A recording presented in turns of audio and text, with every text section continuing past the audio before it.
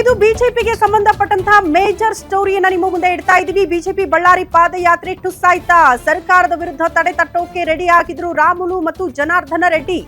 ಆದ್ರೆ ರಾಮುಲು ಜನಾರ್ದನ ರೆಡ್ಡಿ ಅವರ ಆಸೆಗೆ ತಣ್ಣೀರೆರಚಿದ್ರ ಬಿಜೆಪಿ ನಾಯಕರು ಅಂತ ವರಿಷ್ಠರಿಗೆ ಪತ್ರ ಬರೆದು ಸುಮ್ಮನಾಗ್ಬಿಟ್ಟಿದ್ದಾರಂತೆ ವಿಜಯೇಂದ್ರ. ಯಾಕೆ ಪಾದಯಾತ್ರೆ ಅಲ್ಲ, ಜಸ್ಟ್ ಹೋರಾಟ ಅಂತ ರಾಜ್ಯ ಬಿಜೆಪಿ ನಾಯಕರು ಹೇಳ್ತಿದ್ದಾರೆ. ಹೈಕಮಾಂಡ್ ಅಂಗಳಕ್ಕೆ ಬಳ್ಳಾರಿ ಪಾದಯಾತ್ರೆಯ ಚೆಂಡು ಹೋಗಿದೆ, ಬಟ್ ಏನ್ ನಿರ್ಧಾರ ಆಗುತ್ತೆ ಅನ್ನೋದೇ ಪ್ರಶ್ನೆ. ಗ್ಯಾರಂಟಿ ನ್ಯೂಸ್ ನಲ್ಲಿ ಬಿಗ್ ಎಕ್ಸ್ಕ್ಲೂಸಿವ್ ಸುದ್ದಿಯನ್ನ ನಿಮ್ಮ ಮುಂದೆ ಇಡ್ತಾ ಇದೀವಿ. ಇದು ಬಿಜೆಪಿ ಪಾಳೆಯಕ್ಕೆ ಸಂಬಂಧಪಟ್ಟಂತಹ ಮೇಜರ್ ಅಪ್ಡೇಟ್. ಯಾಕಂದ್ರೆ ಎರಡೂ ಪಕ್ಷದಲ್ಲೂ ಕೂಡ ಬೇರೆ ಬೇರೆ ರೀತಿಯ ಬೆಳವಣಿಗೆಗಳಾಗ್ತಾ ಇದೆ. ಸಮಾವೇಶದ ನಂತರ ಪಾದಯಾತ್ರೆ ನಿರೀಕ್ಷೆಯಲ್ಲಿದ್ರು ಶ್ರೀರಾಮುಲು. ಪಾದಯಾತ್ರೆಗೆ ಜನಾರ್ದನ ರೆಡ್ಡಿ ಮತ್ತು ರಾಮುಲು ಅವರು ಸಿದ್ಧರಾಗಿದ್ರು, ಬಟ್ ಹಿನ್ನಡೆ ಆಗ್ತಾ ಇದೆ. ಶ್ರೀರಾಮುಲು ಮಾತಿಗೆ ಸಿಗಲಿಲ್ವಾ ಪಕ್ಷದಲ್ಲಿ ಮನ್ನಣೆ? ಹಿಂದೆ ಬಳ್ಳಾರಿ ಸೋಲಿಗೆ ರಾಮುಲು ಕಾರಣ ಅಂತ ಕೋರ್ ಕಮಿಟಿ ಸದಸ್ಯರುಗಳೇ ಹೇಳ್ಬಿಟ್ಟಿದ್ರು, ಆರೋಪಗಳನ್ನ ಮಾಡಿದ್ರು. ಅವತ್ತು ರೆಬಲ್ ನಾಯಕರ ಜೊತೆಗೆ ಸಂಪರ್ಕ ಹೊಂದಿದ್ರಂತೆ ರಾಮುಲು. ಇದೀಗ ಮತ್ತೆ ರೆಬಲ್ ಆಗದಂತೆ ನೋಡ್ಕೊಳ್ಳೋದಕ್ಕೆ ಜಾಣ ನಡೆ ಅನುಸರಿಸೋದಕ್ಕೆ ಮುಂದಾಗ್ತಿದ್ದಾರೆ. ಹೈಕಮಾಂಡ್ ಕಡೆ ಬೆರಳು ತೋರಿಸುತ್ತಿದ್ದಾರಂತೆ ಬಿಜೆಪಿಯ ರಾಜ್ಯಾಧ್ಯಕ್ಷ. ವರಿಷ್ಠರನ್ನ ಮನವೊಲಿಸೋದಕ್ಕೆ ಜನಾರ್ದನ ರೆಡ್ಡಿ ಮತ್ತು ರಾಮುಲು ಪ್ಲಾನ್ ರೂಪಿಸಿದ್ದಾರೆ.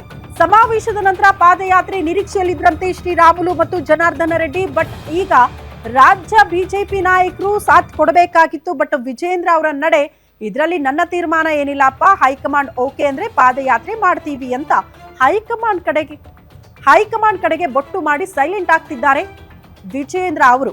ಅಲ್ಲಿಗೆ ಇವರು ರೆಬಲ್ ಆಗದಂತೆನೂ ನೋಡಬೇಕು, ಜೊತೆಗೆ ತಮ್ಮ ಸ್ಟ್ಯಾಂಡ್ ಇದೆಯೋ ಅದನ್ನ ಕೂಡ ಮುಂದುವರಿಸಬೇಕು ಅನ್ನೋ ರೀತಿಯಲ್ಲಿ ಜಾಣ ನಡೆ ಅನುಸರಿಸೋದಕ್ಕೆ ವಿಜೇಂದ್ರ ಅವರು ಮುಂದಾಗ್ತಿದ್ದಾರಾ ಅನ್ನೋದು ಪ್ರಶ್ನೆ. ಗೊತ್ತಿಲ್ಲ. ಬಳ್ಳಾರಿ ಭಾಗದಲ್ಲಿ ಮತ್ತೆ ಅಸ್ತಿತ್ವವನ್ನ ಕಂಡು ಹಿಡ್ಕೊಳ್ಬೇಕು ಅಂತ ಜನಾರ್ದನ ರೆಡ್ಡಿ ಮತ್ತು ಶ್ರೀರಾಮುಲು ಸತತ ಪ್ರಯತ್ನ ಮಾಡ್ತಾ ಇದ್ರು. ಬಟ್ ರಾಜ್ಯ ಬಿಜೆಪಿ ನಾಯಕರು ಮೋಸ್ಟ್ಲಿ ಅದಕ್ಕೆ ಕೈ ಜೋಡಿಸ್ತಾ ಇಲ್ಲ ಅನ್ನೋದು ಬಹಳ ಸ್ಪಷ್ಟವಾಗಿ ನೋಡೋದಕ್ಕೆ ಸಿಗ್ತಾ ಇದೆ. ಈ ಬಗ್ಗೆ ಮತ್ತಷ್ಟು ಡೀಟೇಲ್ಸ್ ಅನ್ನ ಕೊಡ್ತಾ ಹೋಗ್ತಾರೆ ನಮ್ಮ ಪ್ರತಿನಿಧಿ ದುರ್ಗೇಶ್. ನೇರ ಸಂಪರ್ಕದಲ್ಲಿ ಜಾಯಿನ್ ಆಗ್ತಿದ್ದಾರೆ. ದುರ್ಗೇಶ್, ಬಿಜೆಪಿ ನಾಯಕರಲ್ಲಿ ಒಗ್ಗಟ್ಟಿಲ್ಲ ಅನ್ನೋದು ಒನ್ಸ್ ಅಗೇನ್ ಬಳ್ಳಾರಿಯ ಈ ರೆಡ್ಡಿ ಮತ್ತು ರಾಮುಲು ಅವರು ಮಾಡ್ಕೊಂಡಿರುವ ಪಾದಯಾತ್ರೆ ನಿರ್ಧಾರಕ್ಕೆ ಒಗ್ಗಟ್ಟಾಗಿಲ್ಲ, ಅದಕ್ಕೆ ನಾವು ಕೈ ಜೋಡಿಸಲ್ಲ ಅನ್ನುವಂತ ನಿರ್ಧಾರಕ್ಕೆ ರಾಜ್ಯ ಬಿಜೆಪಿ ನಾಯಕರು ಬಂದಿದ್ದಾರಾ ಅಂತ ಏನಾಗ್ತಾ ಇದೆ ಬಿಜೆಪಿ ಪಾಳೆಯದಲ್ಲಿ? ಖಂಡಿತ ಶ್ರುತಿ, ಏನು ಆರಂಭದಲ್ಲಿ ಬಿಜೆಪಿಯವರ ಉತ್ಸಾಹ ಏನಿತ್ತು, ಭರತ್ ರೆಡ್ಡಿ ಮತ್ತು ಕಾಂಗ್ರೆಸ್ ಸರ್ಕಾರದ ವಿರುದ್ಧ ವಾಗ್ದಾಳಿ ನಡೆಸ್ತಾ ಇದ್ರು, ದೊಡ್ಡ ಮಟ್ಟದಲ್ಲಿ ಹೋರಾಟವನ್ನು ಮಾಡ್ತೀವಿ ಅಂತ ಮಾತುಗಳನ್ನು ಕೂಡ ಹೇಳ್ತಾ ಇದ್ರು. ಆದರೆ ದಿನಗಳಿದಂತೆ ಇವತ್ತು ಬಿಜೆಪಿಯಲ್ಲಿ ಶ್ರೀರಾಮುಲು ಒಂದ್ ಕಡೆ ಆದ್ರೆ ಜನಾರ್ದನ ರೆಡ್ಡಿ ಅವರು ಒಂದ್ ಕಡೆ ಆಗಿದ್ದಾರೆ. ಜೊತೆಗೆ ಬಿಜೆಪಿಯ ಹೈಕಮಾಂಡ್ ಕೂಡ ಈ ಒಂದು ಬಳ್ಳಾರಿ ವಿಚಾರದಲ್ಲಿ ಸಾಕಷ್ಟು ಮೌನಕ್ಕೆ ಶರಣಾಗ್ತಿದ್ಯಾ ಅನ್ನೋದು ಬಹಳ ಚರ್ಚೆ ಆಗ್ತಾ ಇದೆ. ಪ್ರಮುಖವಾಗಿ ಶ್ರೀರಾಮುಲು ಜನಾರ್ದನ ರೆಡ್ಡಿ ಅವರು ಪಾದಯಾತ್ರೆಗೆ ಮುಂದಾಗ್ತಿದ್ದಾರೆ. ಅದರಲ್ಲೂ ಕೂಡ ಬಿಜೆಪಿಯ ವಿಜೇಂದ್ರ ಅಂದ್ರೆ ರಾಜ್ಯಾಧ್ಯಕ್ಷರಾದ ವಿಜೇಂದ್ರ ಅವರ ಗಮನಕ್ಕೂ ಕೂಡ ಈ ವಿಚಾರವನ್ನ ತಂದಿದ್ದಾರೆ. ಇದೊಂದು ದೊಡ್ಡ ಮೈಲೇಜ್ ಆಗುತ್ತೆ ಪಕ್ಷಕ್ಕೆ ಮಾಡೋಣ ಅನ್ನುವಂಥ ವಿಚಾರವನ್ನ ಹೇಳ್ತಾ ಇದ್ರೆ ಹೈಕಮಾಂಡ್ ಇದಕ್ಕೆ ಸೊಪ್ಪು ಹಾಕಿಲ್ಲ.